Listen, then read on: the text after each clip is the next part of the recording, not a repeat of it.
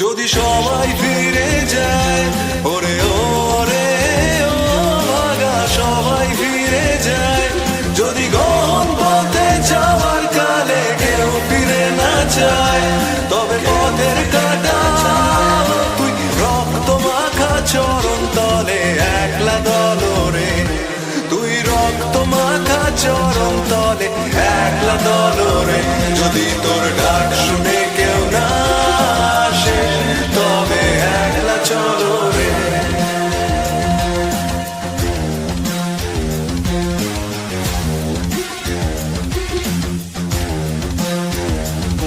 যদি আলো না ধরে, ওরে ওরে ও ভাগা আলো না ধরে, যদি ঝড় বাদলে আধার রাতে দুয়ার দেয় ঘরে, তবে বজ্রানলে আপন বুকের পাঁজর জ্বালিয়ে নিয়ে একলা চলো রে, আপন বুকের পাঁজর জ্বালিয়ে নিয়ে একলা চলো রে, যদি তোর ডাক শুনে কেউ না আসে তবে একলা চলো রে।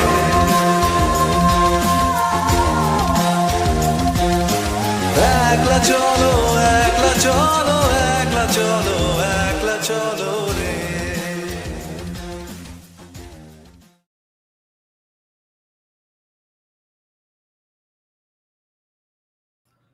Okay. Y'all can hear me, right? There's some setting change again. I hate this. Why does this keep happening? I don't want to display my name. Some other stuff also probably changed. The media assets and backgrounds and stuff. I think so. Wait, let me just check the background. Yeah. No, it's fine. Cool. Okay.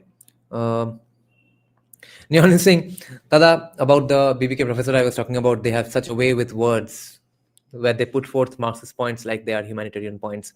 I realized how big this demon is in academia, and of course, Professor is a Chatterjee. Yeah. I'm glad you are learning the ways of the world. That they're always just ask him to vacate his faculty position for a Dolu or margin. No.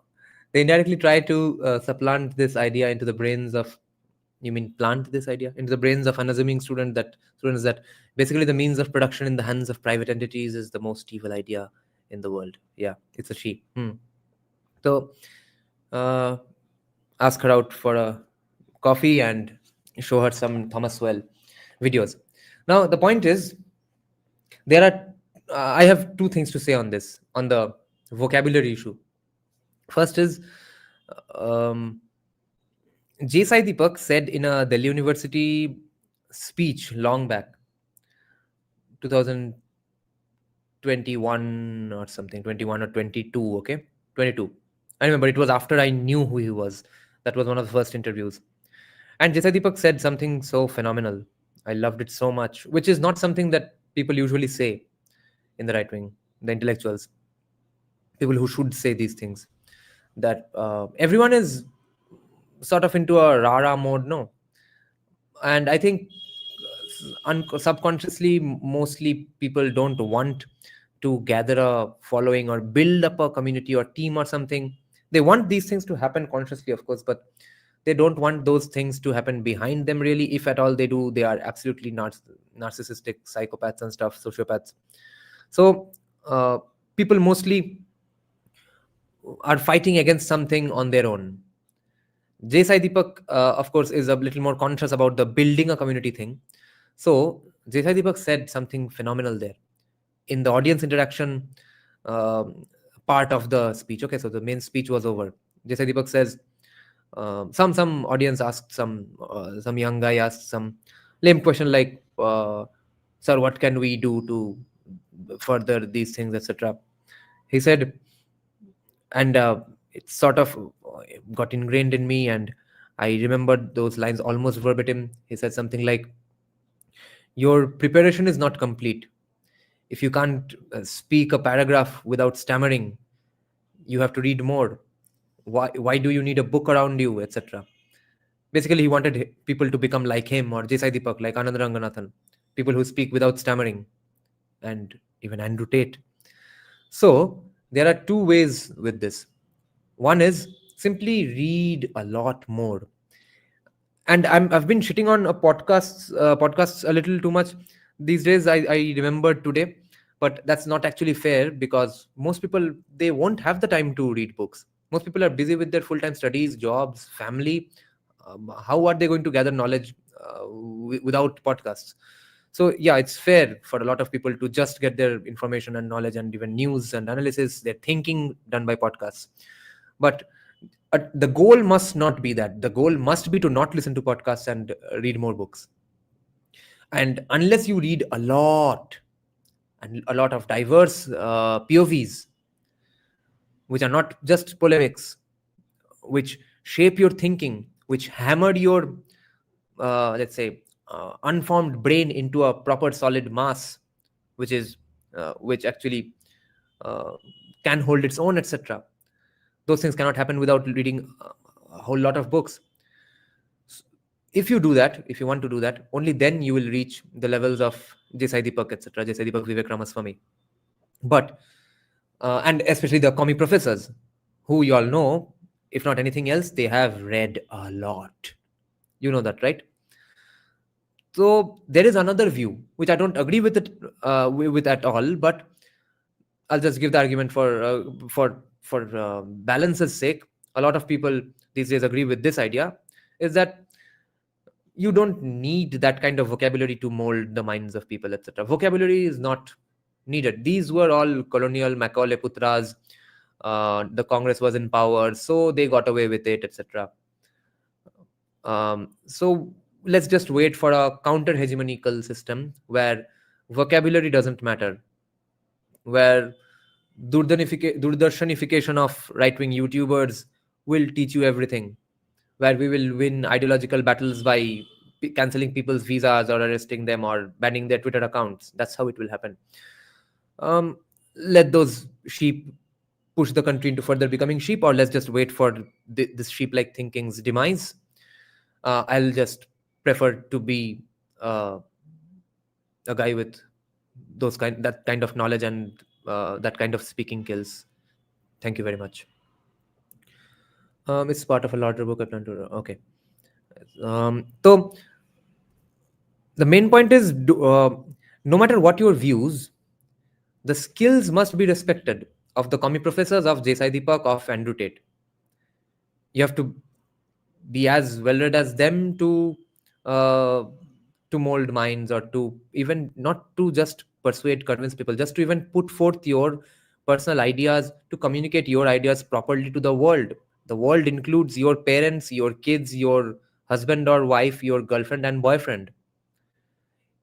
If you are not able to do that, none of your relationships, none of your professional engagements are going to reach the full potency unless you communicate your point forward properly. Even in any girlfriend boyfriend setting, how are you going to have a fruitful, long-standing, rock-solid relationship if you don't communicate your demands properly? Communicating, the word communication is a little overused and abused and bastardized today. Doing all sorts of weird stuff is thrown under the category of communication.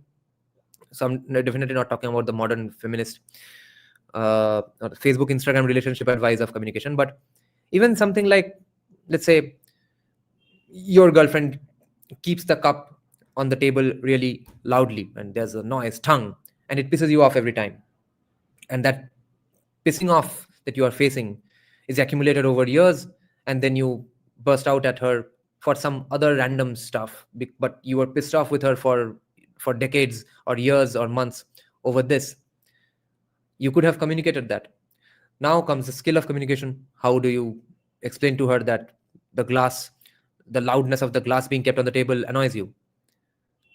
Not everyone can communicate it accurately, really, because off the top of the, let's say, on the face of it, the situation seems very petty, very small, very insignificant. So what? I'm just keeping a cup loudly, but that person is going to live with you for decades and decades and decades.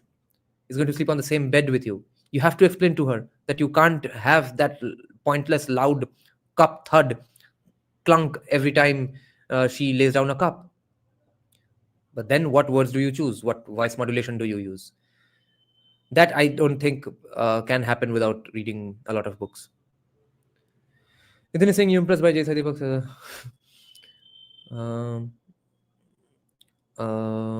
Recently read bunch of thoughts by R.S. Golwalkar. What a gem he is. No, I have not read him.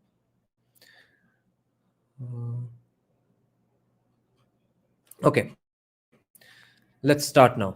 So yesterday we started the chapter called the main groups of the castes, the main grouping of the castes, and we discussed Brahmins and Kshatriyas of yesteryears in Max Weber's historic book. Today we get to the Vaishyas.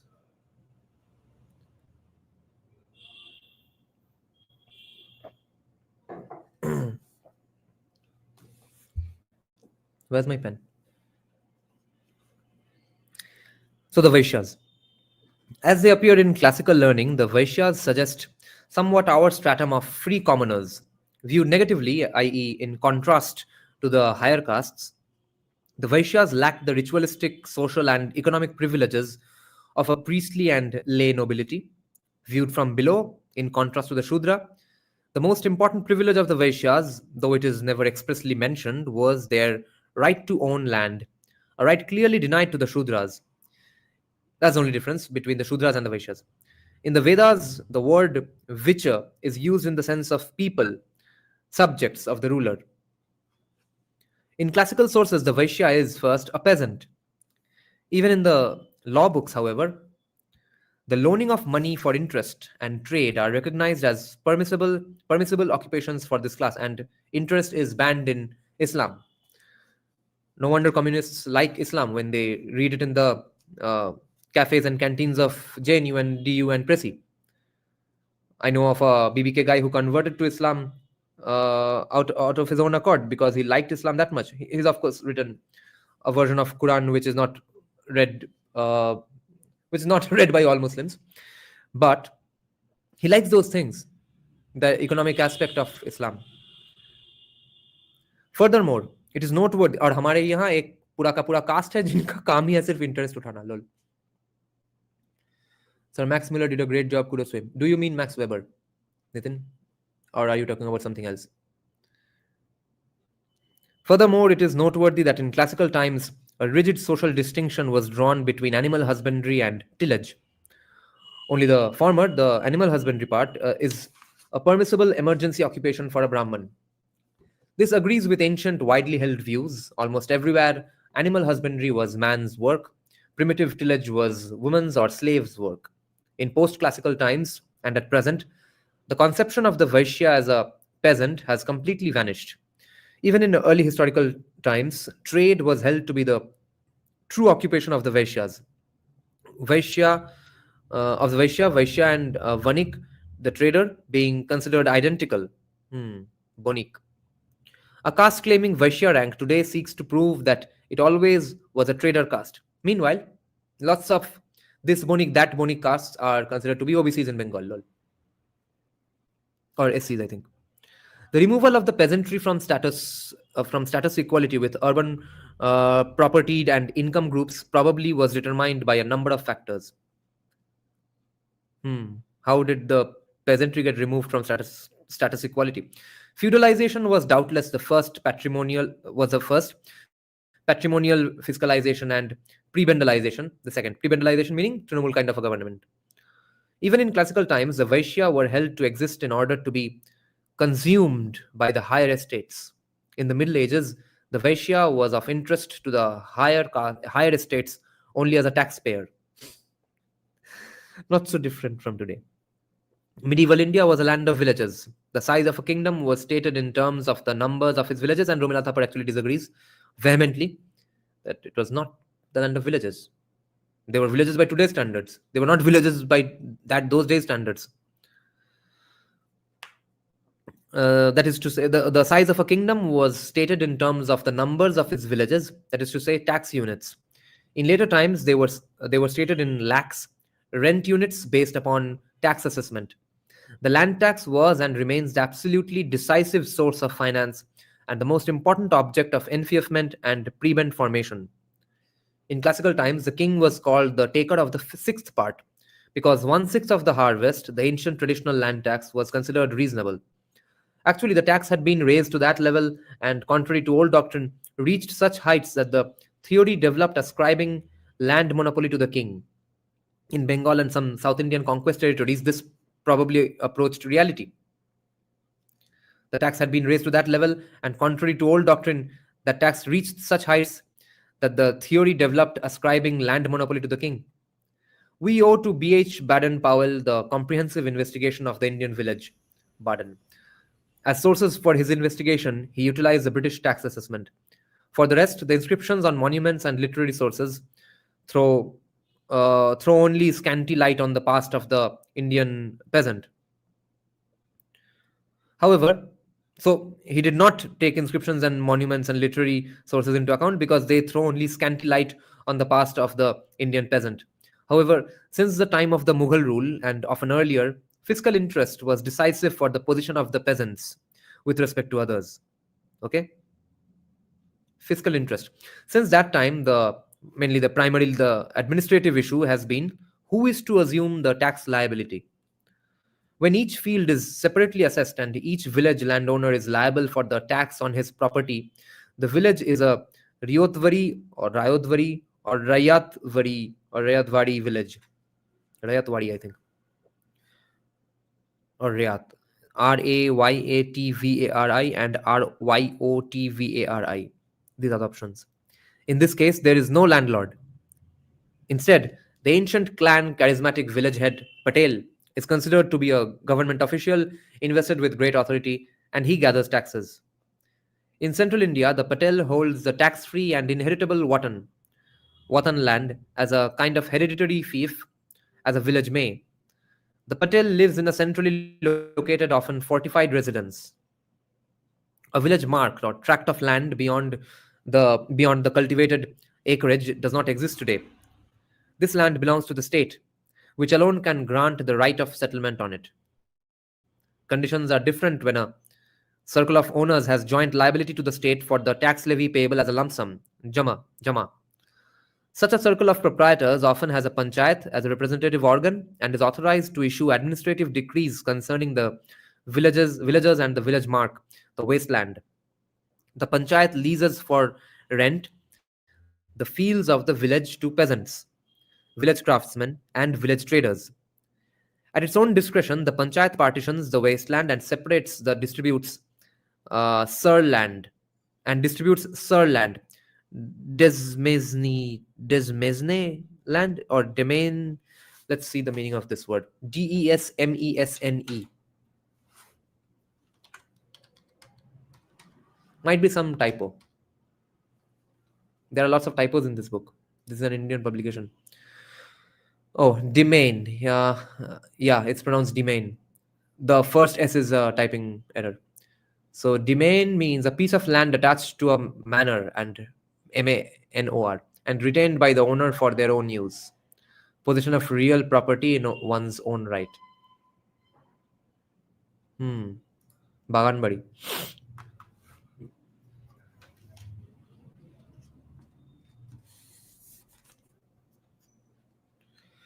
Freedom ship. Because we were almost a colony. And when you're a colony, you can't do anything you want.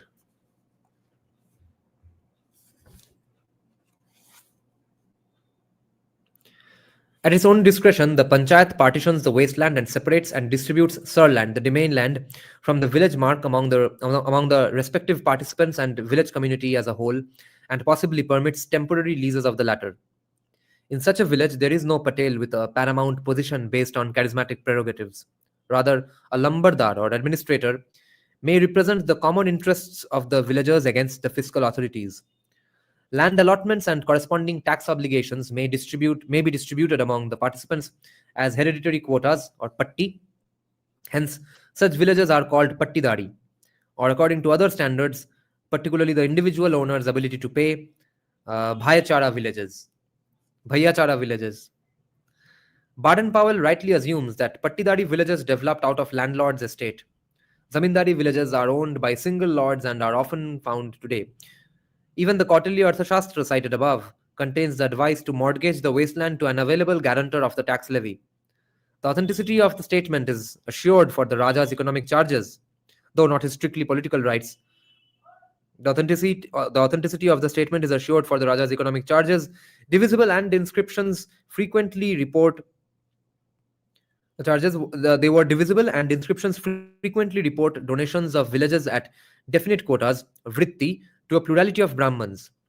Baden-Powell, however, assumes the same origin for the Bhaichara villages, except that the quotas presumably have disappeared. This assumption is not convincing, however, for to this day, tax assessments may lead to the deliberate transmutation of that Rayatwadi villages into Bhaichara villages with joint tax liability and jurisdiction over the village mark. We owe to Baden-Powell the sharp distinctions between different types of modern village communities.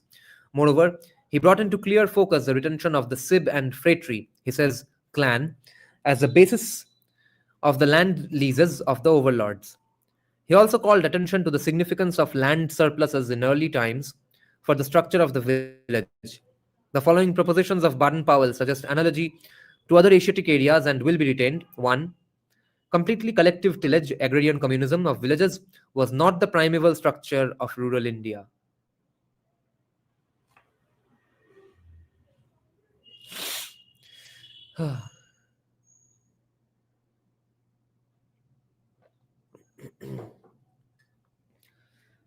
जोर जोर के ये scheme सबको बताओ. Completely collective tillage or agrarian communism of villages was not the primeval structure of rural India. In any case, it was not of importance for the later structure of agrarian society. 2. The tribe and possibly its subdivision, the military association of the phratry, considered itself to be possessor of the occupied territory and repulsed attacks on it. The ancient Indian village did not have a village common, at least not necessarily, and rights to the common were not integral to the peasants' holdings in the European sense. This resulted from the abundance of land and persistence of phratry organization. 4. Seigneurial prerogatives based on a feudal structure, similar or equivalent to that of the Occident, have hardly played a role in the structure of agrarian India. The social structure of agrarian India, rather, was determined on the one hand by the sib and phratry, the clan community of conquerors, and on the other hand by the leases of tax prebends. Clearing of the land on the one hand and conquest on the other constituted the most ancient titles to landholding. The present-day stratum of land cultivators are called upri, occupants in official language. Concretely, they are the people who plough the land and pay the rents to the partners of the Pattidari and Bhaichara community. Since the British reform laws, they now stand with respect to property relations in a situation analogous to that of Irish tenants since Gladstone's agrarian reforms. Obviously, this was not their original situation.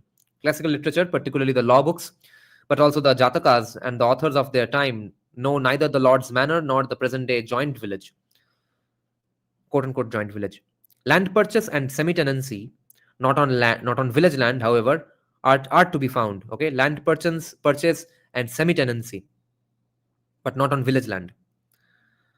Almende, which is pasture land, and village herdsmen are found in North India. Originally, the right of preemption of village associates, in contrast to outsiders, is unquestioned. South Indian villages sometimes join together to form a new community unit. Village communities sometimes receive grants from the king, and sometimes they act collectively, for example, as donators with their punch representing the community. From these facts, it is clear that there existed a primary village community independent of tax liabilities. It had to exist wherever settlements of conquerors faced the conquered. The Indian field system could not consist of scattered holdings lying in different fields in the manner of the German system. To be sure, the pattis are often dispersed because of differential soil qualities. Rotation of plots occurs sporadically. But on the whole, the scattered plots are large and do not represent calculable blocks of comparable size. Landholding was determined by the number of ploughs a man owned, and hence the land he had to work. Since initially there was an abundance of available land, calculation was unnecessary. Water, however, was an economic good for irrigation purposes, and as Baden-Powell emphasized, anyone who would have taken liberties with it would have met resistance. और आज free का सब कुछ दिया जा रहा है. There were redistributions of land in order to equalize livelihoods.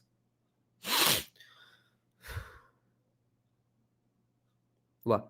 As a result of increasing tax pressure, phenomena similar to those found in Russia occurred. Tax assessment determined the right and possibly the duty to land. Strong secondary community relations always developed where fertility was based on irrigation. Water shares were doubtlessly apportioned according to costs. Such irrigation projects, however, could serve as the basis for extensive economic differentiation. To be sure, lake reserves of water and their implements were often established as foundations. More often, however, rich entrepreneurs individually or jointly constructed them, supplying water for rent. This was the origin of the water lords of South India. An even more important source of property privilege was the Watan land, the land of the village chief, priest, accountant, and at times other village servants. Such land was hereditary and later became alienable. Above all, these officials either enjoyed tax freedom or paid only fixed taxes in contrast to the harvest shares of peasants, which, in practice, though not in theory, could be increased. In practice, not in theory. Under the rule of the Marathas, office prebendaries sought, at least in their own villages, to take the Watan land into their own hands, no matter from what sources they drew their income. It became a point of honor for the socially dominant strata to retain this office prebend in the family. Indeed, the higher the tax load mounted, the more desirable Watan land became. It was therefore much sought after as a pure investment opportunity by the high strata of society. The ancient epics of North India were familiar with the service prebend. Such service prebends varied in size in terms of the rank of office, from rents of lots to the rents of entire cities.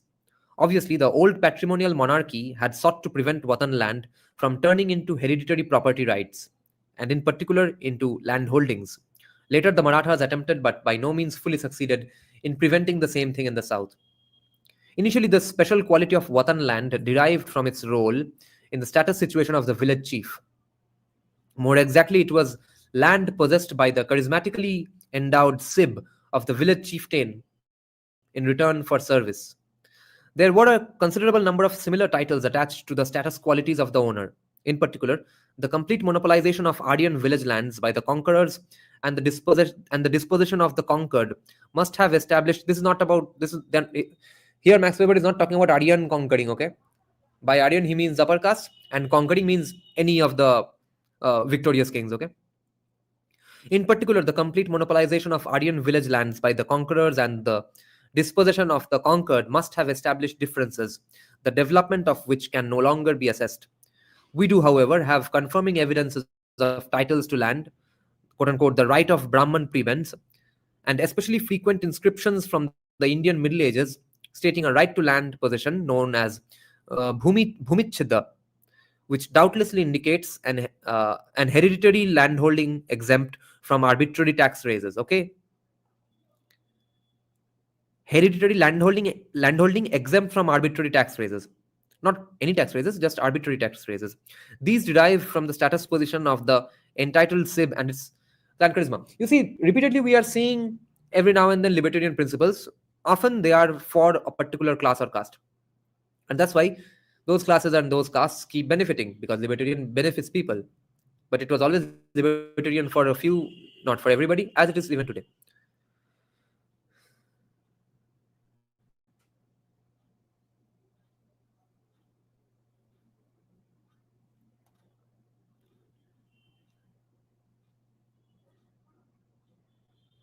These derived from the status position of the entitled Sib and its clan charisma.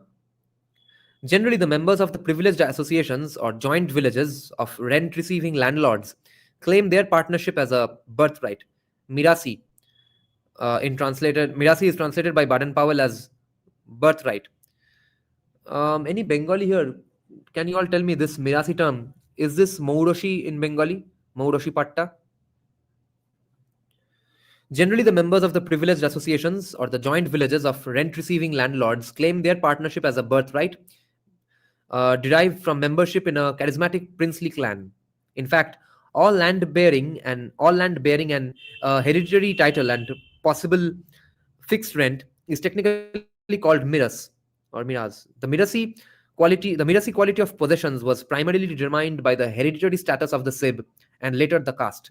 However, such landlords formed classes which, even when they did the managing themselves, refused as long as possible to lay hand to the plough. Thus, to avoid the ritualist degradation that occasionally occurred among impoverished Rajputs and other distinguished landowners. In the records of the Indian Middle Ages, village inhabitants, quote unquote village inhabitants, as an estate, obviously not declassed, who were inhabitants as part of an estate, not declassed, okay? They appear as witnesses, donators, or quote unquote rural people alongside the royal sib, the officials, and urban traders. So complex, so complex. The caste system is so complex here. In such cases, we cannot be certain whether the reference is to landlords, genuine peasants, or some middle group. It is more probable that as a rule they were landlords. While generally excellent in their presentation of the various castes, the census reports are unclear on this point. Naturally, the differences among the rural strata are at present quite fluid. Two groups of villagers obviously have best maintained their place as quote unquote independent peasants in the German sense. The Kumbhi in the west and north, and the Vellalar in the south. Uh, Independent peasants means self-employed persons, in this case owner-operators. Khud ka zameen, khud farmer. The first appeared primarily in areas where the structure of rural society was basically determined by military rather than financial differentiation, usually the separation of knights and professional soldiers from peasants. As is usual in such cases, social differentiation was essentially less rigid. Social differentiation was less rigid. Lol, फिर से.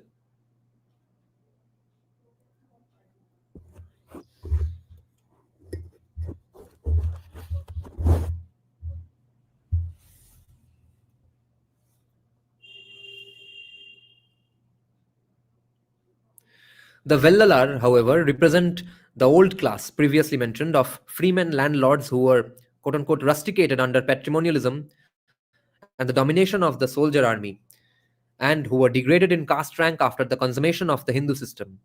From both castes are recruited the most efficient and business-like cultivators of India. The Kumbis in particular appear quite receptive to modern economic methods. Excuse me. For example, they are inclined to invest their savings in factories and securities. कब का बात हो रहा है देखो, passive income के लिए ये सब कर रहे हैं. Retrovising Moroshi or Maurisi, this term implies a right that is hereditary. Oh, yeah, that is what Max Weber is terming or calling Marusi. Mirasi, yeah. तो थोड़ा pronunciation का तो इधर उधर होगा ही. This is a legal document issued by, yeah, Moroshi Patta, yes. In general, among the relatively high-ranking rural castes are to be found a number of Hinduized tribes such as the Jat, Gujar, Koch. Coach कौन सा surname है? Coach group का क्या surnames होते हैं? Kochhar. Some extremes of settled landowners derive from castes of former professional soldiers. The scattered remainders represent non-noble landlords who are considered relatively distinguished. To some extent, in times of continuous feuds, the free peasants, through commendation, could become village tenants, invested with political power. Occasionally also, this occurred through indebtedness or simply through acute or chronic acts of violence. However, the great mass of Indian peasants were not declassed for such reasons. Rather, the financial system of the great kingdoms reduced them to mere subjects for rent squeeze. They could not receive consideration as members of twice-born castes. Multitudes of more or less completely Hinduized native tribes are to be found among the peasants. Ritual reasons alone prevent their reception as Vaishya. In one inscription, a prince of the region of Jodhpur boasts of having chased out the Ahir and established the Mahajan, that is the Brahmans, Prakriti, which the translator would like to interpret to mean Kshatriya, and the Vaishya. Generally, and except where ritual impurity was involved, Hinduized tribes were viewed as pure Shudras. The Vellalar however, were never believed to belong to the Shudra. In short, the caste fate of the peasants bore traces of the social changes which resulted from the fiscalism of the bureaucratic state. A series of conditions, in part quite general, in part specifically Indian, cooperated to bring this about.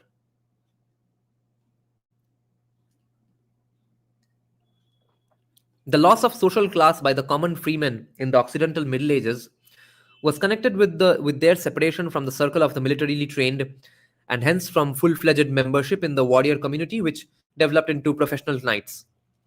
Economically, this development was caused by the increase in population, which, in cooperation with general culture traditions, led to intensified husbandry. Intensive agriculture required increasingly the competence of the free man who lived off his family's labor. Thus, he became economically less and less expendable and pacifistic. In contrast to the freemen of Tacitus's report, the mass of freemen had to take to the plough. In the Occident, plowmanship did not declass men to the same degree as in historical India, as the Roman Cincinnatus legend, a propaganda legend, and Nordic examples indicate. Nordic examples में India का बात है क्या? Holy shit. For India, certain social factors reinforce those normally tending to downgrade the peasant. Irfan Habib gives one reason, of course, कि जब Jainism और Buddhism का popularity बढ़ा तो ब्राह्मणों ने थोड़ा to gain back some popularity took up a lot of Buddhist ways and decided that killing insects and rodents unknowingly or knowingly while farming is an extremely bad thing to do. Therefore, you take to the plow, you're a Shudra. Coach, acha, Coach Biharer coach, I see. Mm-hmm.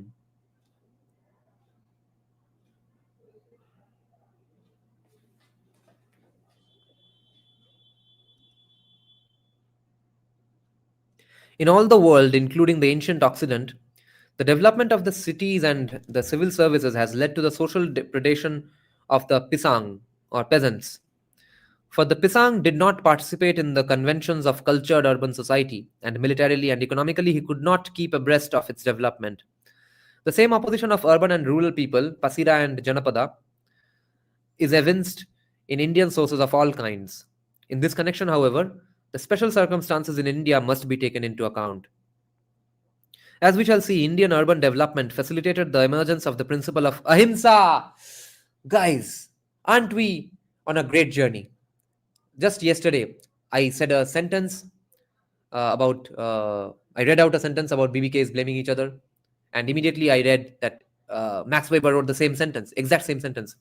And what I just said, learning from Irfan Habib, even though Irfan Habib, Romila Thapar really dislike Max Weber, here Max Weber is getting to the same point which he wrote in 1914 or 1924, whenever this book was written, which Irfan Habib wrote in 1997.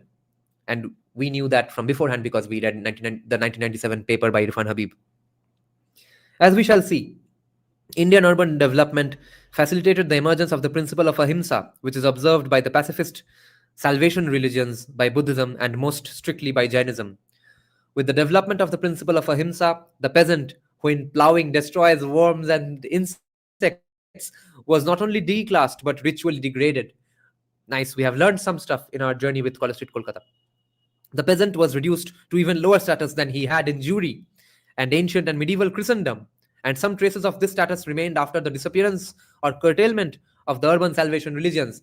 So, RSS ka Dalla Max Weber blames Buddhism and Jainism for the caste degradation of peasants into Shudras from Vaishyas.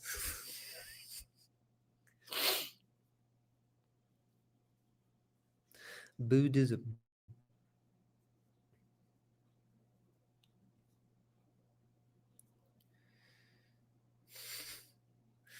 कितने लोगों का धोती खोलेगा ये?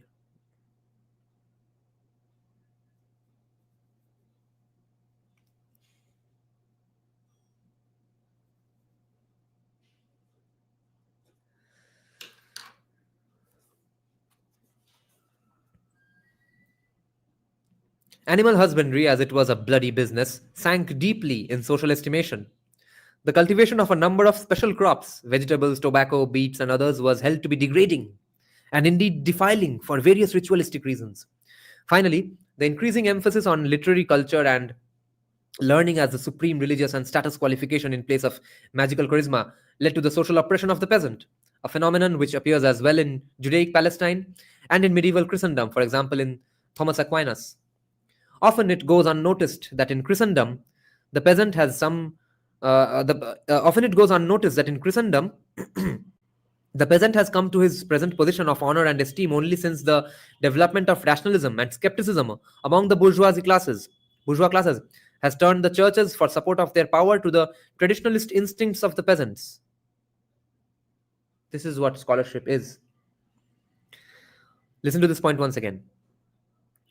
It often goes unnoticed that in Christendom, the peasant has come to his present position of honor and esteem only since the development of rationalism and skepticism among the bourgeois classes has turned the churches for support of their power. Okay? Just to get support for their power, the bourgeois classes has turned the churches to the traditionalist instincts of the peasants.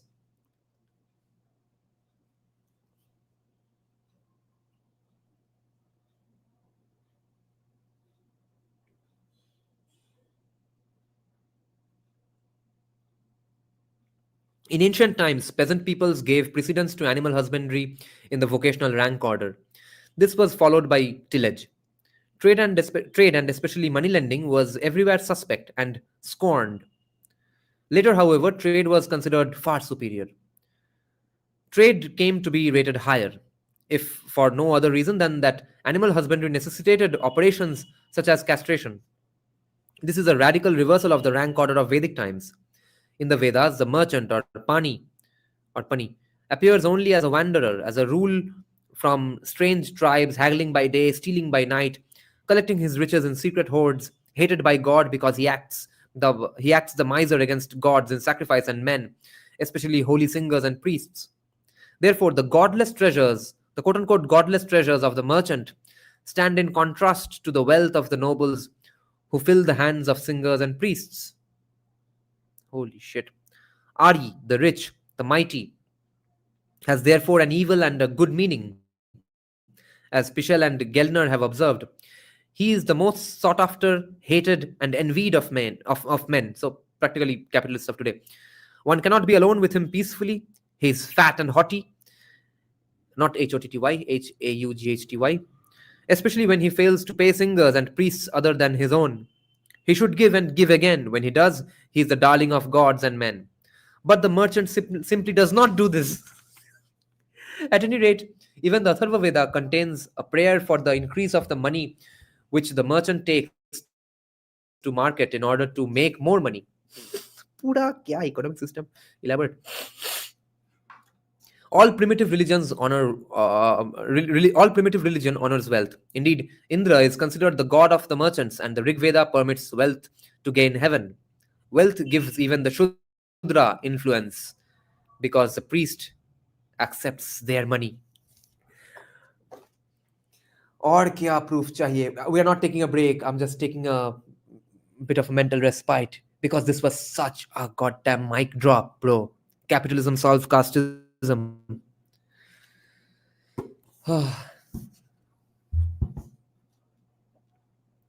This was awesome. I'll have to underline this, of course. This was awesome. This was phenomenal. I'll repeat the sentence once more. See, the previous paper which we were discussing similar themes, and I was saying that yes, I agree, in fact, with a lot of the criticisms of capitalism made by the Boston Brahmins, but the solution is much worse. Shudra agency because of capitalism. Guys, isn't this so fucking accurate by Max Weber?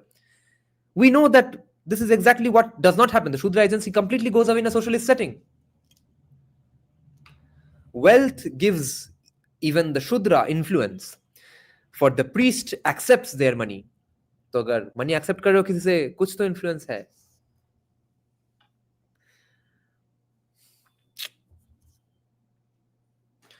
Hindutva 2.0. The odium of trade disappeared completely in the time of the city development. Moneyed wealth and trade remain the typical qualifications of the Vaishya in the Middle Ages and at present. However, the Vaishya have undergone many a crisis in their caste rank. As in the Occident, during the time of the power of the guilds and the blossoming of the cities, a caste such as that of the goldsmiths was highly esteemed. In some territories, even today, goldsmiths hold first place and almost parallel the rank of Brahmins. Holy shit! See, again, an argument against the idea of rigid one kind of caste hierarchies existent everywhere in the country. A goldsmith, the same rank of Brahmins. Oh, he's probably talking about the West, right? The the rank of a goldsmith in the West would be equivalent to the rank of a Brahmin in India. Is that what he means? Right. Yeah, my mistake. In some territories, even today, goldsmiths hold first place and almost parallel the rank of Brahmins. It is not, but anyway, there are other arguments in the book to that effect. It is noteworthy that North Indian sources considered them the typical guild of profligate charlatans. Similarly, some other Bengal trader castes, the Shahas, which in the time of the establishment of the great kingdoms served as moneylenders, not us, moneylenders of princes, were ranked as Vaishyas at the zenith of their power and later as degraded Shudra castes. According to reports, this resulted from conflicts with the Sena kings, especially with Vallala Sena, Ballal Sen. Modern claimants for rank elevation usually blame him for having overthrown the old caste ranks. Caste disruption हो गया. वल्लाल सेन के साथ बवाल किया, उन्होंने सबको शूद्र बना दिया. Kannada invasion, Kannada imposition. The evidence is convincing that the patrimonial bureaucratic dominion brought about changes here, as in the case of the noble caste. So the same surname Bengalis did this, okay? Their ancestors, who are today the Kshatriyas. The present day caste order in Bengal bears traces of a catastrophe. In other territories, there is evidence of a decay or stagnation in the development of bourgeois power, which often blurred the boundary lines between the Vaishya and the Shudra. Yeah, just like in Bengal. Yeah, let's have some tea.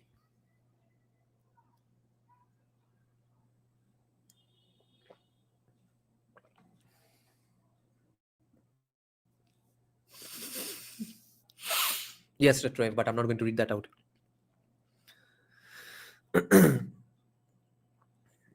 The present day, the present day trading castes of high rank are only in part ancient urban merchant castes. In part, they grew out of the monopolistic trade organizations which the patrimonial prince called into being. And not every trader caste is necessarily a caste of high rank. Some of them indeed are impure and probably developed out of pariah tribes which monopolized the respective trade, obviously. Because it's an accommodating civilization, guys. Once again, administrative history is mirrored in caste relations. Exactly. This is why I almost like how our surnames say a lot about our histories and our ancestry. But the fun that I'm getting out of discussing everybody's surnames and stuff, saying things like anyone with a Dar surname, what implies of the Muslims, etc., Muslim kings, you cannot say these things with hatred in your heart, of course. If you use these factoids as a weapon to pointlessly oppress or look down upon today's people, today's humans and Indians, then of course you are misusing this beautiful tool. It has to be just for fun and discourse and discussions and a curious look back to our past, to learn something, to do better. Administrative history is mirrored in caste relations. Money economy developed in India at about the time of the rise of Hellenism in Occidental trade. Hellenism. Overseas and caravan trade with Babylon and later with Egypt existed far earlier. देखो WhatsApp forward जैसे uncle जैसे बात कर रहे हैं अब max weber RSS का दल्ला. In India, as in Babylon, the procurement of coined money, that is, money in some way signed, later stamped or molded metal blocks of a certain weight, remained at first a private affair of the great trader families with a with a trusted coinage. Silver, the contemporary metal of India's currency, was not produced in India. Gold, which the great kings of the early centuries used for coins, was produced, but in small amounts. The treasures of precious metal came from trade with the West and can be estimated by the booty figures of the Mohammedans. Such treasures served essentially hoarding purposes, although it is perhaps no mere accident that one of the periods of flowering guild power or a renaissance of guild power during the 2nd century AD coincided with the great influx of money from the Roman Empire and the coinage of Audi coins of the Roman type. The rulers of the Maurya dynasty, including Ashoka, did not as yet mint coins of their own. Oh, interesting. The influx of precious metals from Greece and Rome stimulated the great kings of the. This is so fascinating. The influx of precious metals from Greece and Rome stimulated the great kings of the 1st century AD to do so, while the old private coins and ersatz coinage long remained in circulation. Yeah, gold mostly came from Rome, and fake gold was minted by Indian merchants after sort of a tariff. They practically stopped buying our products because of Pliny the Elder's Randirona in the court of Emperor Vespasian. कि देखो भाई इतना trade deficit हो रहा है Indians के साथ, तो नहीं खरीदते उनका चीज. हम उनका इतना सारे सिल्क वगैरह खरीदते हैं. हमारे सब अमीर महिलाएं सब इंडियन चीजें ही पहनना पसंद करती है, यूज करना पसंद करती है, और ये भोसड़ी वाले हमारा कुछ भी प्रोडक्ट नहीं खरीदते हैं.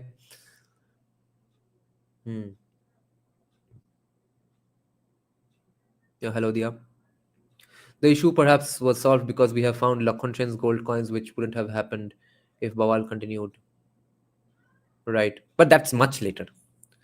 Kannada colonizer made my maternal side Shudra.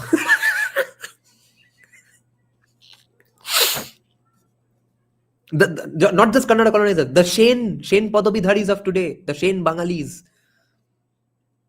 their ancestors.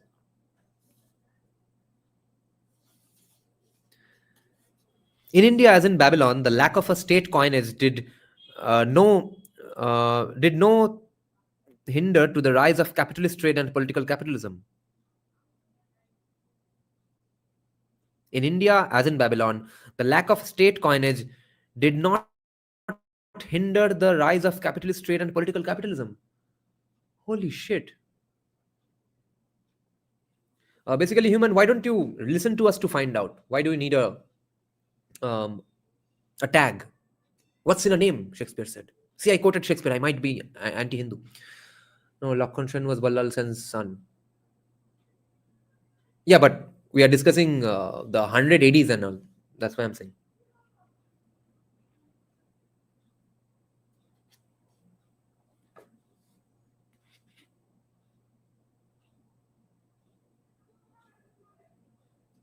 In India, as in Babylon, the lack of a state coinage did no hindrance to the rise of capitalist trade and political capitalism. This is so fascinating.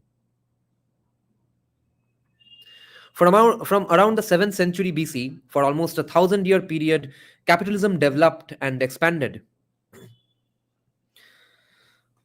सनातन टेम्परेचरिस्ट कहाँ है? ये सब क्या बोला जा रहा है? RSS का दल्ला और क्या क्या बोलेगा? From around the 7th century BC, for almost 1,000-year period, capitalism developed and expanded. The market appeared and became the administrative center.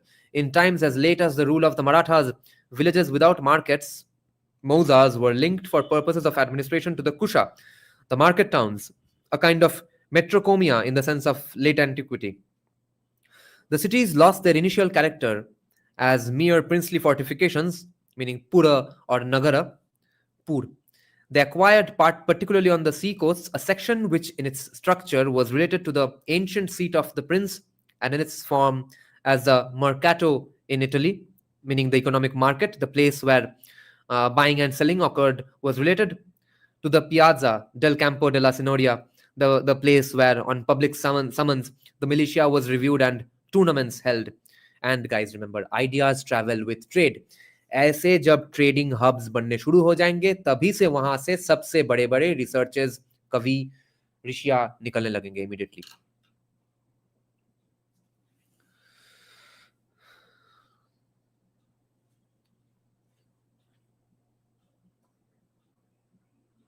Evidence of these functions is clearly retained in present-day Siena in the layout of dual squares before and behind the Palazzo Publicio, right? And in the dualism of caste, the Kasbah and market, bazaar. Castle, Kasbah and market or bazaar in Islamic cities. A description of the Tamil city of Kaviripaddinam from the period shortly before our chronology may serve as illustration. देखो ये सबको एक सूत्र में बंधा जा रहा है. Located in the trading city are most of the bazaars, workshops and homes of the Yavana or Occidental merchants. Located in the royal city are the luxury crafts, the Brahmins, doctors, astrologers, bards, actors, musicians, flower decorators, pearl string makers and absentee landlords. Between the two city districts extends the marketplace. The Tamil kings kept Roman mercenaries.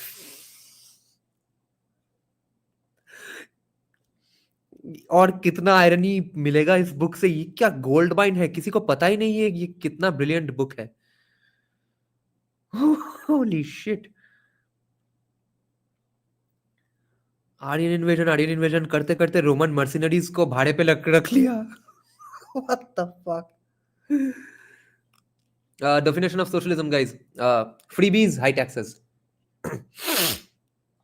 Rich nobles moved into the cities to consume their rents. According to one chronicle, only the owners of 1 crore equaling 100 lakhas.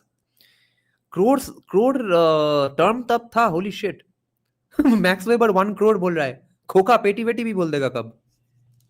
According to one chronicle, only the owners of 1 crore equaling 100 lakhas, the measuring unit for the great prebends according to their number of villages and rents, were permitted to dwell in the city. There now appeared the possibility of accumulation of wealth through trade as well as rent.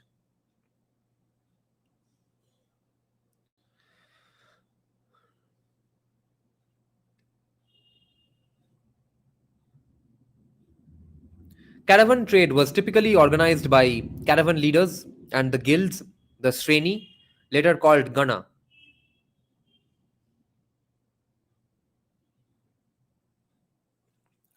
They rivaled the knighthood and priesthood in power.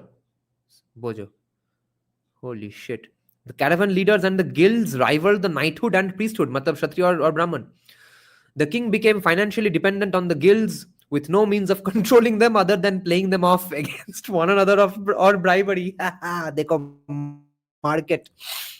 Even in the epics, the king, after a defeat, expresses his concern about them, accepting his relatives and the priests. In several cities, a Gentile charismatic chief appears as the head of the guilds, a chief representing the interests of the citizenry before the king. The elders of the guild, the Markshirin, ये Max Weber का spelling of Indian words is horrible because he was operating on British data. तो ये थोड़ा हमको ये आलोचना कर लेना पड़ेगा कि ये क्या हो सकता है. MARKSHERREN, Markshirin. The elders of the guild Markshirin stand at his side as an advisory body. This was, for example, the case in Ahmedabad. Now the 3 gentile estates were those of the secular and priestly noble and the trader. They were often considered peers. Bhai. Peers ban gaye. Brahmins, traders and Kshatriyas. I had no idea this book is actually this bombastic, and actually nobody recommended this book even. I bought it out of my own accord just because Academic Man told me great things about Max Weber. He's a huge fan of Max Weber. Even he has not read this book in its entirety. He has read a lot of papers on this book. Holy shit. Now the 3 gentile estates were those of the secular and priestly noble and the trader. They were often considered peers. They often intermarried. They had concourse with princes on equal footing.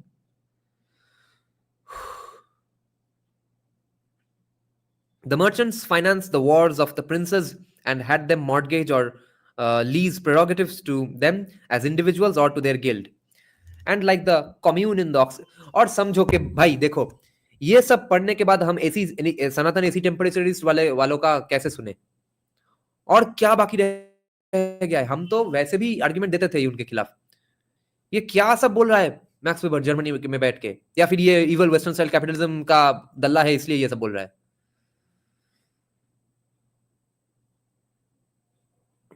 Sudeep, because someone recognized his voice in a restaurant, so he thought, well, if this random guy in a restaurant recognized his voice and he congratulated him, he said good things that yeah, we really like your whatever you say in that channel, etc. So he thought other people who might be in academia also might end up finding out who he is. That's why he had to change the voice and stuff. Don't use the full form of MS, okay? The merchants financed the wars of the princes and had them mortgage or lease prerogatives to them as individuals or to their guild. And like the commune in the Occident, especially in France, the sworn brotherhood of the ruling estates also in India encroached upon the land. The intellectual aristocracy of the priests, the knightly nobles, and the bourgeois plutocracy completed for social influence. Even rich artisans, that is, those who participated in trade, trafficked with the prince. Some of the artisans, at least, had apparently free choice of occupation. It was a time in which people of all classes, even the Shudra, were able to obtain political power. Fuck.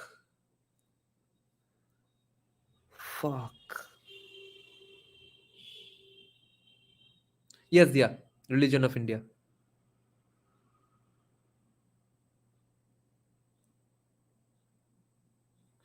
यहाँ पे बोल दिया कि capitalism के वजह से शूद्रा को agency मिलता था क्योंकि वो भी पैसा देता था ब्राह्मण्स को और अब बोला जा रहा है शूद्रा could get political power. हमको ये पढ़ाया नहीं क्या सच में अब स्कूल्स में मैक्स वेबर पढ़ाना शुरू करना होगा. Thank you basically human.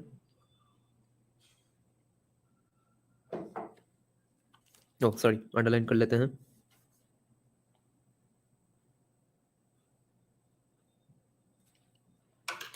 The rising patrimonial prince with his disciplined army and officialdom was increasingly embarrassed by the power of the guilds and his financial dependence on them.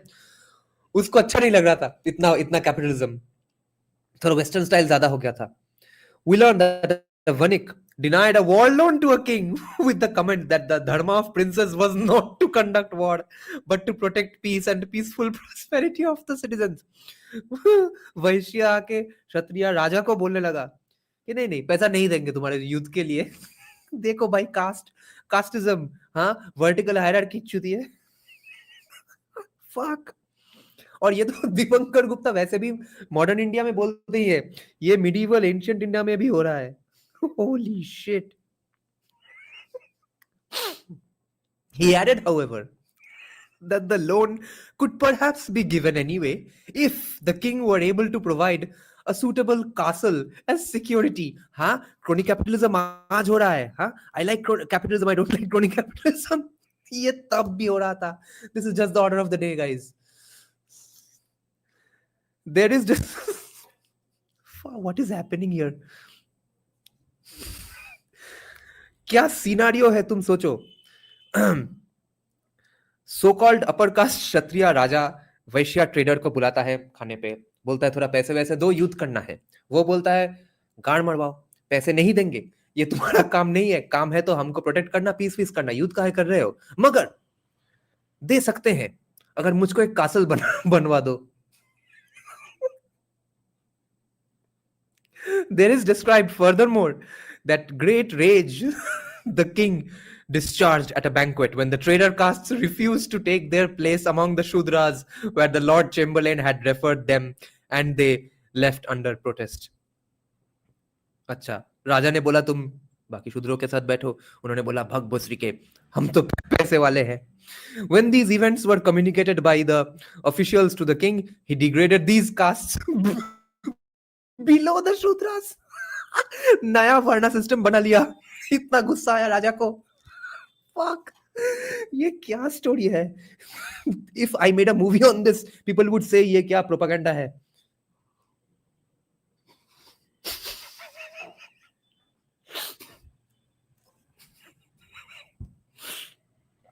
शूद्रों के नीचे भेज दिया. Yes, Ballal Sen quarrel happened because Suvarnamani guy wanted Harikela's revenue rights in return for a loan for financing his war against Palas. Oh my god.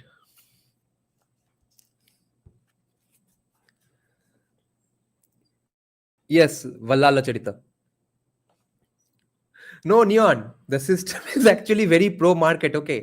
मगर free market में क्या होगा, competition इतना है, किसी का भी तो बाप का राज नहीं चल रहा है, उससे गार्ड जल रहा है कभी ना कभी किसी ना किसी को. तब वो बोल रहा है कि नहीं नहीं ये सब वेस्टर्न स्टाइल कैपिटलिज्म है, भगाओ इस सिस्टम को.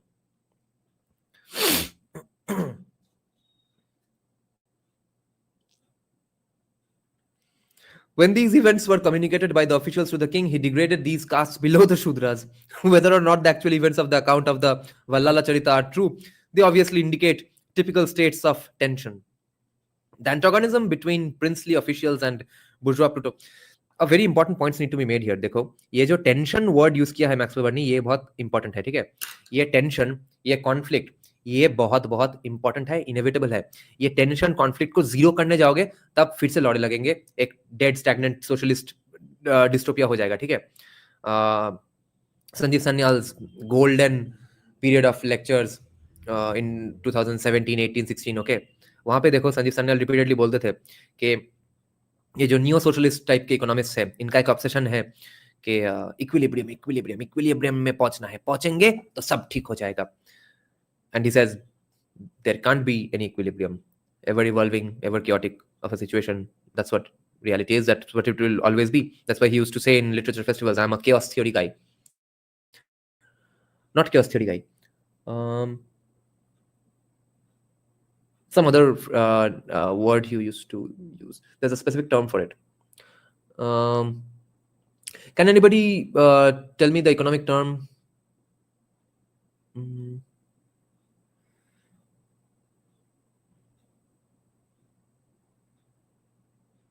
Something very related to chaos, chaos theory.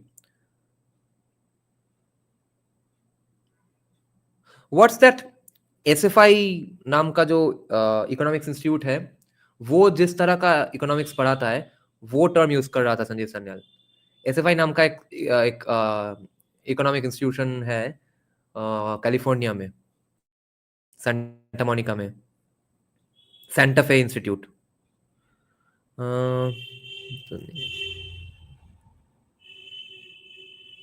Anyway, if you all can Google that would be great. Sourav Das গানটা কই? আমি আজকে বাড়ি ছিলাম না, এসআইআর এর জন্য অনেক খিল্লি হয়েছে. Oh yeah, I forgot to tell you all the story. Insane thing happened today during SIR with the ruling party BLAs in the neighborhood. Hilarious stuff. One frail looking uncle, the most frail, shortest height uncle, shut the door on the faces of our bros in the ruling party and said, don't enter my home. Complexity theory. Yes, retro. Thank you. Basically, human is saying, bro, can you tell SID is... Yeah, SID is useful for the country. It's not useful for BJP in West Bengal, according to me. No, not laissez-faire. Complexity theory. So, Sanjeev Sanyal used to say, I'm a complexity theory guy. Fuck equilibrium. He did not verbatim say fuck equilibrium, of course. So, SFI mainly teaches complexity theory. So, complexity is the order of the day. Don't shy away from it. Don't fear it. The antagonism between princely officials and bourgeois plutocrats was natural. Natural. What did I just say? That it's inevitable. Fuck. Max Weber के साथ मेरा vibe बहुत match हो गया. The Kautilya Arthashastra supplies evidence for this. In Damnation of the Goldsmiths, who may partly have controlled ancient private coinage and who were partly moneylenders to princes, added to their weaknesses in numbers, certain peculiarly Indian conditions had fateful consequences for the bourgeois in their struggle against the patrimonial prince. First was the absolute pacifism of the Salvation religions, Jainism and Buddhism, which were propagated roughly at the same time as the development of the cities. जब भी city आएगा, wokeism आएगा. The possible causal interrelationship between urbanism and the Salvation religions and its significance will be discussed below. Exactly what we need, guys. Fuck. Guys, I am garnering so much more respect for Max Weber with each passing paragraph than I already had. And it's so much more fun to know that I named my dog Max Weber. Hello, Max. He's fast asleep. So we'll get Max Weber's interpretation of this phenomenon of why जब भी urban city centres उठते हैं तभी वहां पे wokeism कैसे आ जाता है.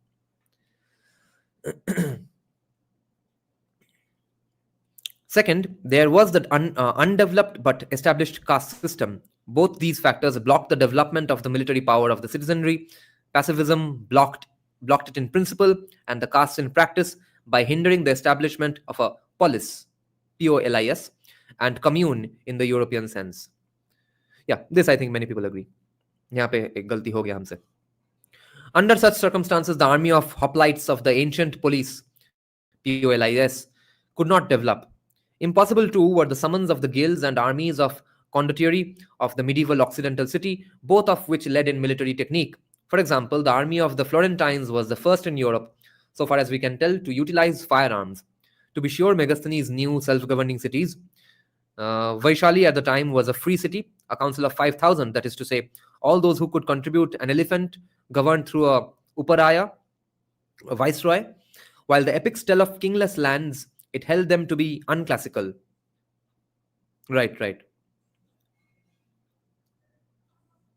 Usually one should not live in them. Right. Bengal qualified for this pretty much. This is why Bodhayana 3,000 years back wrote that don't go to those lands. If you go there, have a bath, purify yourself. और यहाँ पे जैन्स पहली बार आए, कुत्ते वुत्ते छोड़ दिए गए उनके पीछे. Retrovi is saying, Dada, sorry for dropping a bit of insider knowledge. We want insider knowledge. Don't know if it's already discussed in news, but after this SIR, CA will be implemented. I reckon Navi Da might have discussed this as well. CA to implement karna hi hoga because of the Bangladeshis living here who are shit scared right now because of SIR. CA अगर नहीं implement किया तब तो मतलब vote में वैसे भी नहीं जीतेंगे according to me. तब तो they don't even deserve a place in hell if they don't do CA immediately after this and the hearings are done before the elections.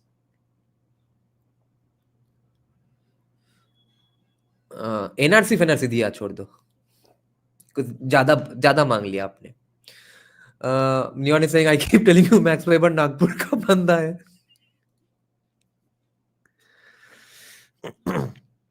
This view agrees with the interest situation of the priest who is economically and socially dependent on the king. The beginnings of status privileges are to be found. The ancient assemblies, Samiti and Sabha of the people, were indeed either assemblies of armies or, from early times, as in the epics, legal assemblies in which speakers on the law qualified by their charisma or by their position as elders in interpreting the law. Without these elders, the epics did not recognize the assemblies as lawful sabhas. In the epics, the king sought counsel from his relatives and friends. At the time, the nobles, actually the top officials, occasionally formed a royal council. In South India, considerable restrictions of royal prerogatives continued into the Middle Ages. There were representative assemblies with rights similar to those of our estates, meaning in Germany or Europe. That's why he says our. In the cities, according to the epics, city elders and citizens Paura from Max Weber, where Weber stresses discipline rather than firearms as decisive. Paura.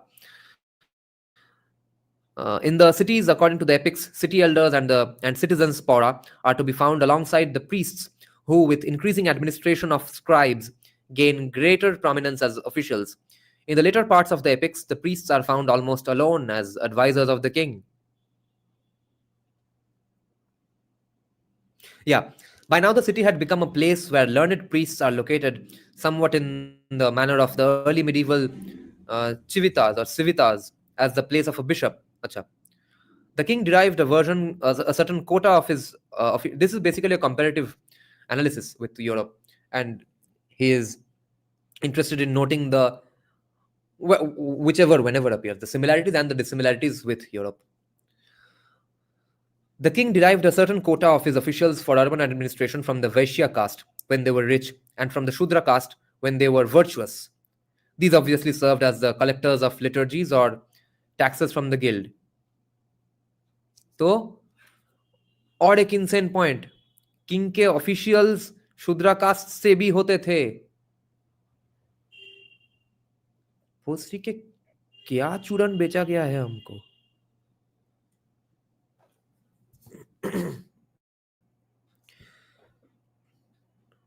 Does Kushal not read these things? या फिर endogamy ही सब है.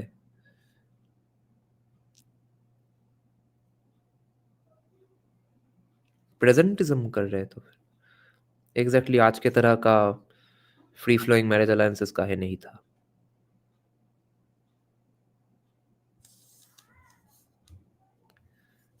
बार बार ये तो आ रहा है.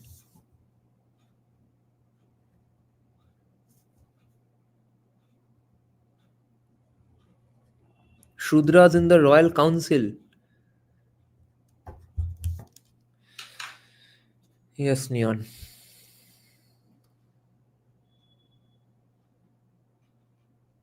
Sukraniti says caste to be maintained only at marriage and dining, at other places no need to care.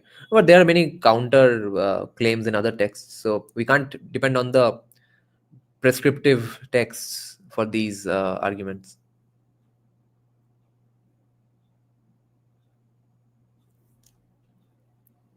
The king derived a certain quota of his officials for urban administration from the urban administration के लिए from the Vaishya caste when they were rich and from the Shudra caste when they were virtuous. तो वैश्य का virtue virtue नहीं चाहिए, पैसा दो भागो.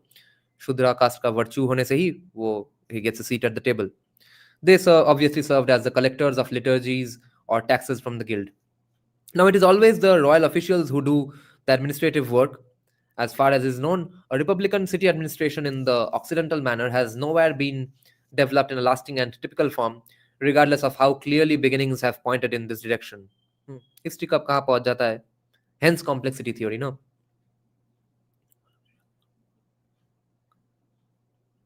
Now it is always the royal officials who do the administrative work.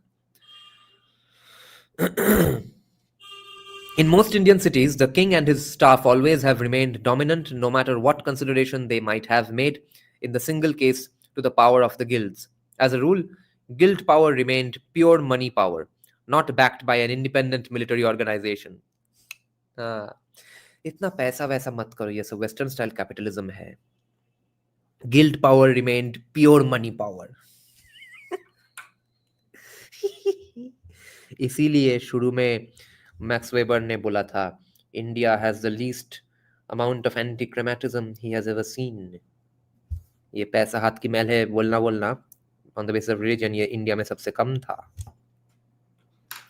Hence it collapsed as soon as the princes found it expedient to depend upon priests and officials.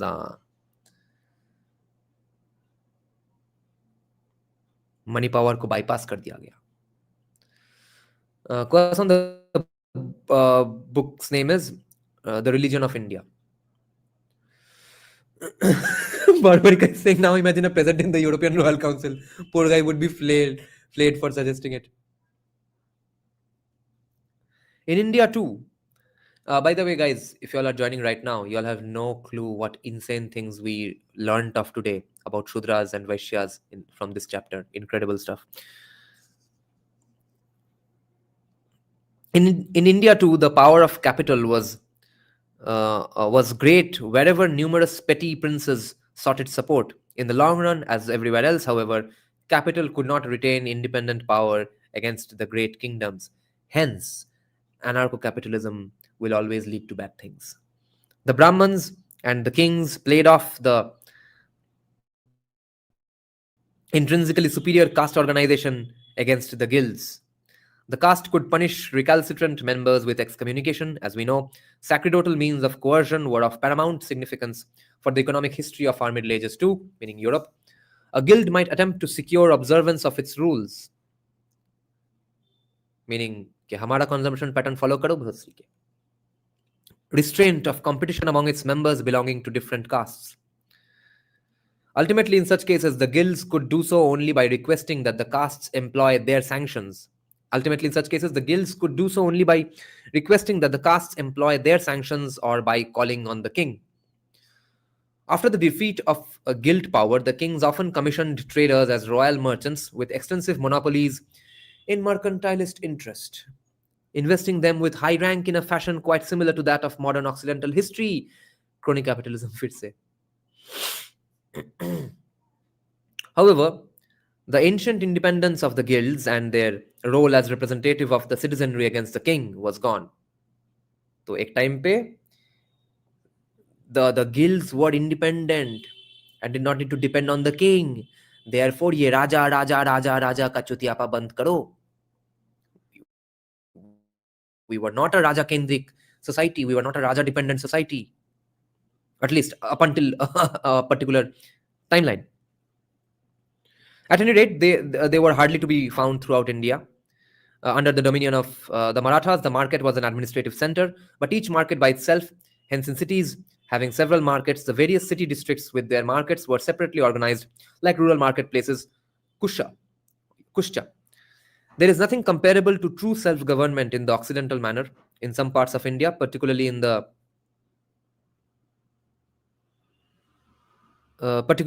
south during the Middle Ages. Certain social privileges and monopolies continued to exist as survivals of the ancient positions of the guild and of privileged royal merchants. We do not know the content and privileges in single cases, and they gradually dissolved into purely titular prerogatives. Tamil kings granted the rights of Anjuvannam and Manigranam in one city to strangers and merchants, in one case to a Jew. The substance of the rights cannot, it seems, be ascertained. The first one, the five-caste right, quote-unquote five-caste right, may perhaps signify membership in a Mahajan corporation of artisans in North India, in North Indian manner as well. South-North divide bhi tod diya iske dalle ne. बोल रहा है कि Tamil kings were behaving in the same way as northern kings in this context. A Mahajan corporation of artisans in North Indian manner, as well as a trading monopoly with respect to the five crafts. These quote-unquote five crafts are undoubtedly those practiced by the five legendary sons of the craftsman's god Vishwakarma: iron, wood, copper, brass, stone, gold, and silver work, which we shall discuss below. In a second case, certain trades are expressly designated as subordinate to the privileged ones, and the recipient of the grant is designated as lord of the city.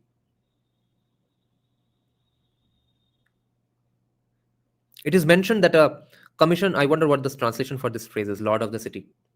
It is mentioned that a commission monopoly, putting out system, and tax exemption be included in his privilege. For the rest, certain revenues and honorific rights are connected with these positions, such as the right to festive garments, sedans, umbrellas, lamps, music, etc. Sedans? Rath hai kya? The rise and fall of many commercial strata in the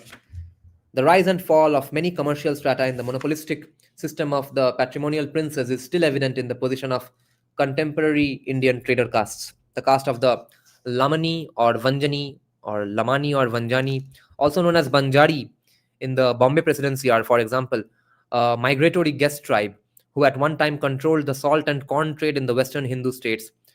देख रहे हो Kantara chapter 1 का depiction of the environment scenario itna embedded, the history, the vibe of the place is so on point, it's so accurate, it's so well researched. कितना बढ़िया एक historian के साथ बैठ के फिल्म डायरेक्ट किया है, देख रहे हो. उसके बाद हम हिंदुत्व 1.0 वालों का रिव्यू सुने. मिशनरी प्रोपेगेंडा है Kantara chapter 1.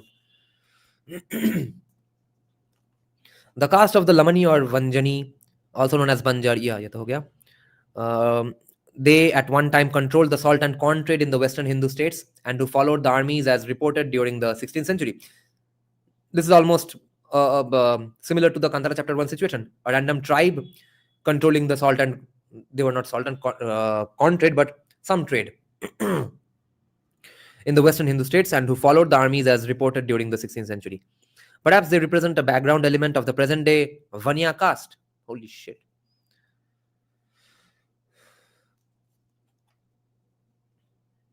Traces of the ancient guild organization and also of the Mahajan, the guild brotherhood, survive in parts of the Gujarats. In fact, the name Mahajan, meaning popolo grasso, big people, was by no means restricted to the guilds.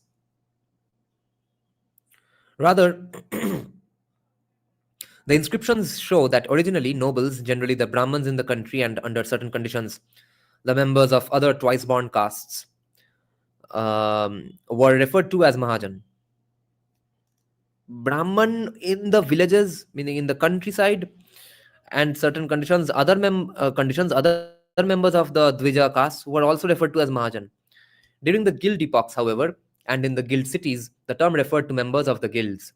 In various regions of western and central North India, there are trader subcastes which to this day claim the designation Mahajan for themselves. Some castes belong to the ancient trading estate of the Vaniks.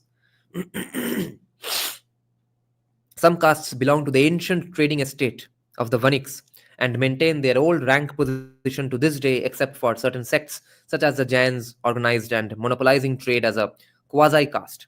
It will be discussed later. ये build up there है Max Weber. Among the former, the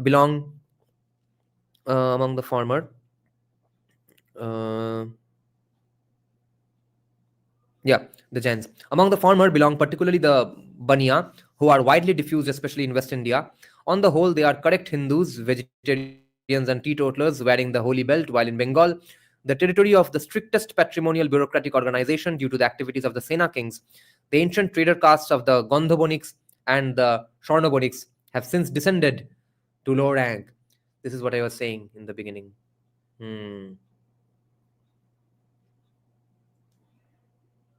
So, because of the Sena kings, Gandhaboniks and Swarnaboniks became OBC or SC.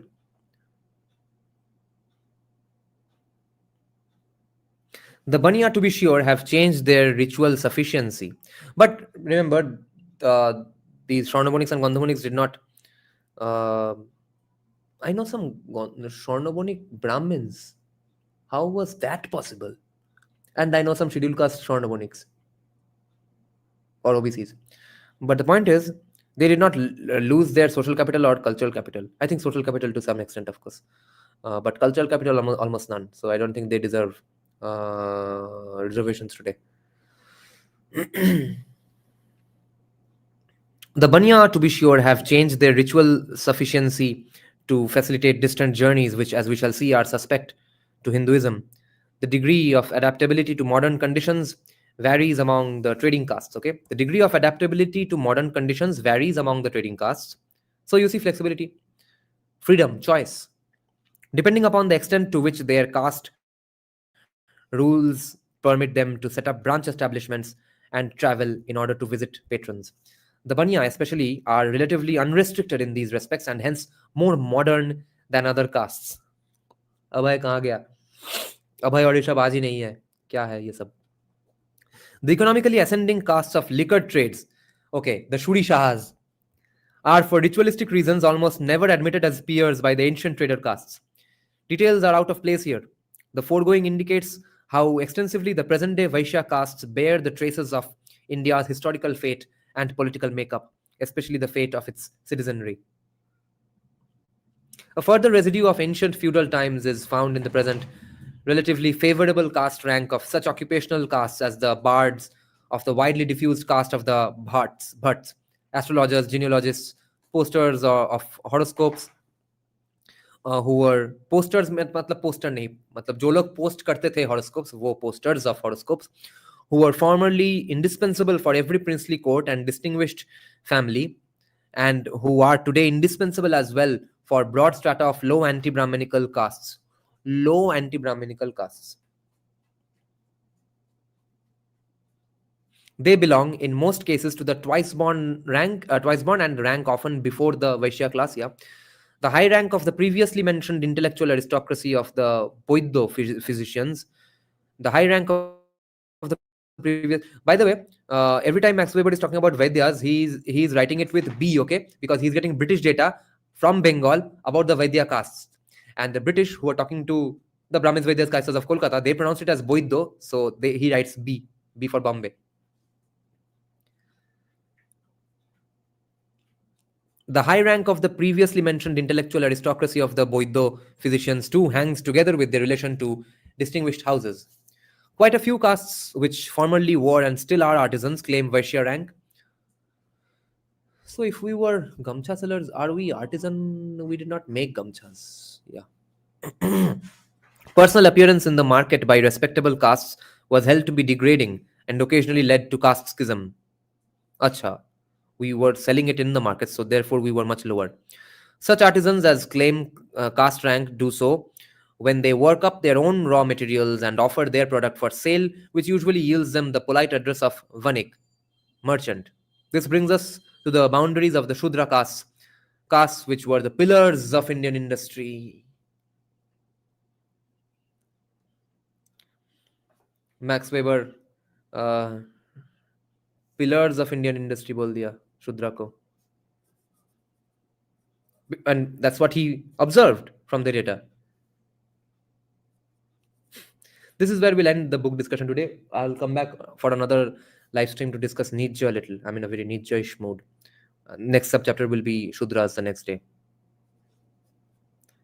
Pillars of industry, not the society.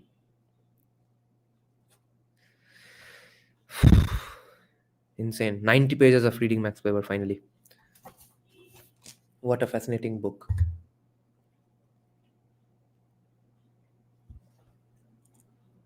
All artisan castes for Shudras.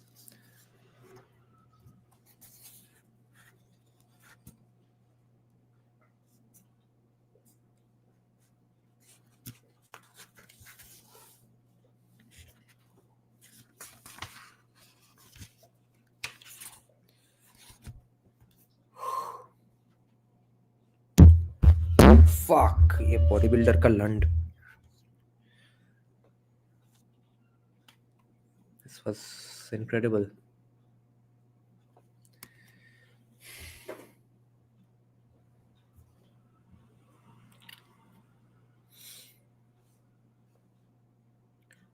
Retroy, why won't I know about the Bijan Setu massacre? 12 sadhus, right? By the way, what's you guys? What are the opinions of you guys on the rising popularity of Naushad Siddiqui among both Muslims and a lot of Hindus, BJP supporters? Not in the dark prediction sense, but just for the elections of 2026. Do you think it will actually cut some significant Muslim vote from Trinamool away? Smoking is injurious to health, guys. Smoking causes cancer. Do not smoke.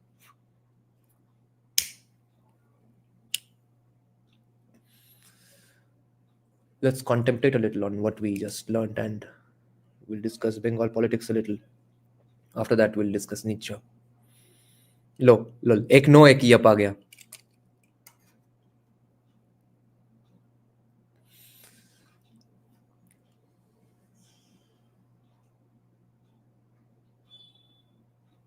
How many of y'all think BJP is winning in 2026 in Bengal?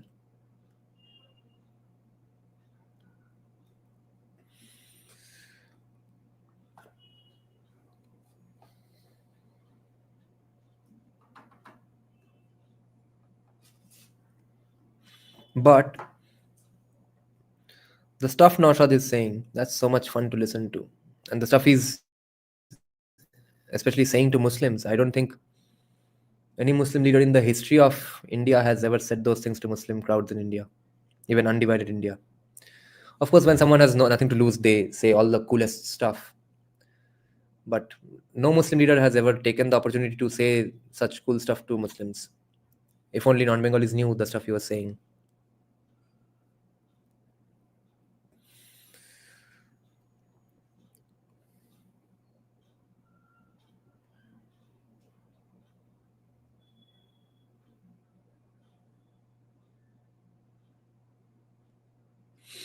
Today, during SIR as well, the SIR BLO coming, so many people were so afraid. All Hindus who have come here in the 50s, late 40s.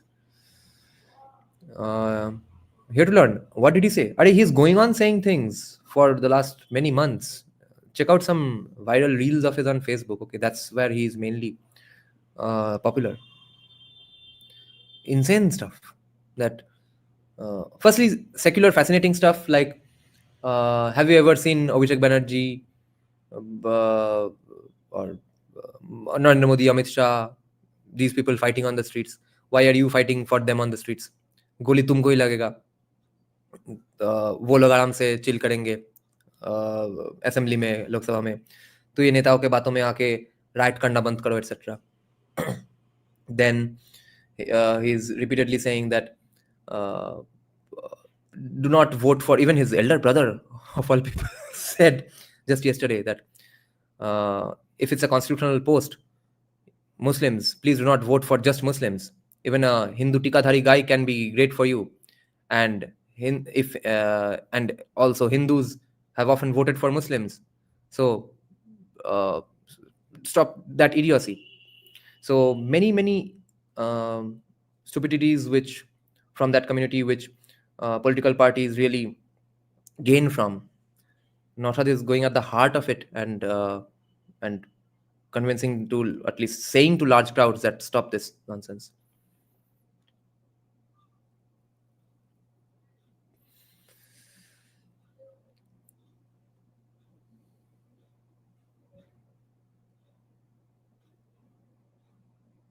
Yeah, BJP agent hai ki nahi, that's not the point.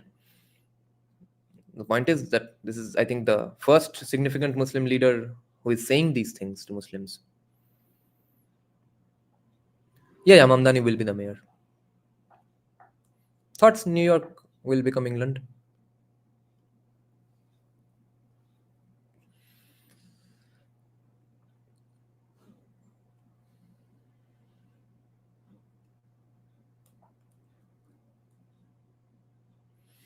Okay.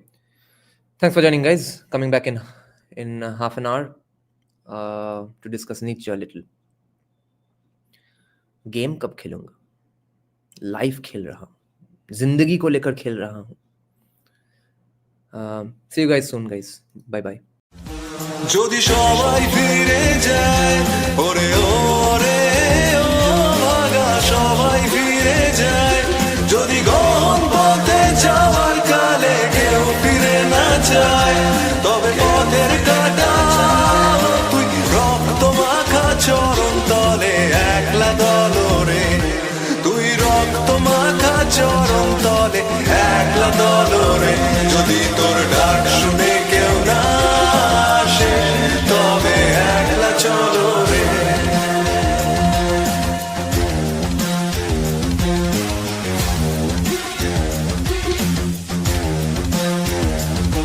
যদি আলো না ধরে, ওরে ওরে ও ভাগা আলো না ধরে, যদি ঝড় বাদলে আধার রাতে দুয়ার দেয় ঘরে, তবে বজ্রানলে আপন বুকের পাঁজর জ্বালিয়ে নিয়ে একলা জলরে, আপন বুকের পাঁজর জ্বালিয়ে নিয়ে একলা জলরে, যদি তোর ডাক শুনে কেউ না আসে তবে একলা চলো রে.